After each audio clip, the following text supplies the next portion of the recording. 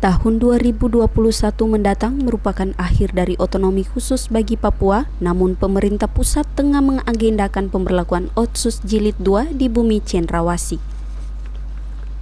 Gejolak dan berbagai reaksi pun kini bermunculan di kalangan masyarakat, dari kaum elit hingga akar rumput terkait Otsus Jilid 2 di Provinsi paling timur Indonesia.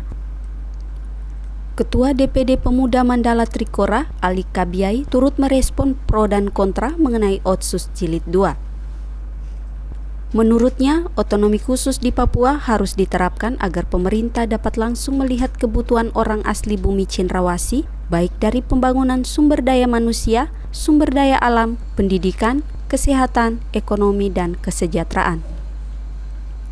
Sebelum memberlakukan Otsus Jilid 2, pemerintah pusat harus mengevaluasi dan mengaudit realisasi dana otonomi khusus sejak tahun 2001 hingga saat ini.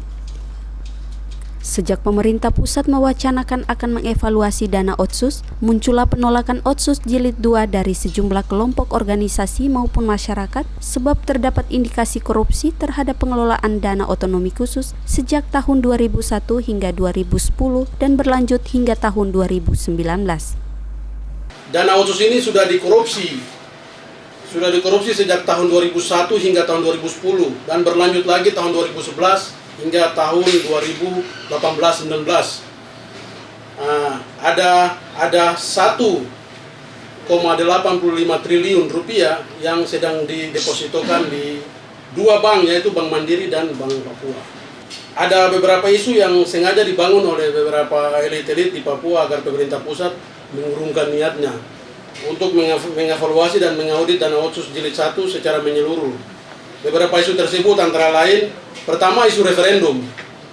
Isu referendum ini terus-menerus didorong agar pemerintah kehilangan konsentrasi terhadap apa yang sedang terjadi di Papua.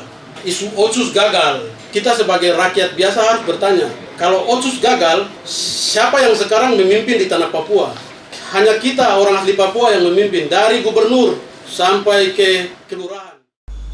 Ali Kabiai mengajak seluruh tokoh adat Papua, agama, pemuda, perempuan, mahasiswa, dan seluruh masyarakat Papua agar tidak terprovokasi oleh sejumlah oknum kelompok maupun organisasi yang bertentangan dengan Negara Kesatuan Republik Indonesia. Dari Kota Jayapura, Papua, Ardiles Yumte, Jaya TV mengabarkan.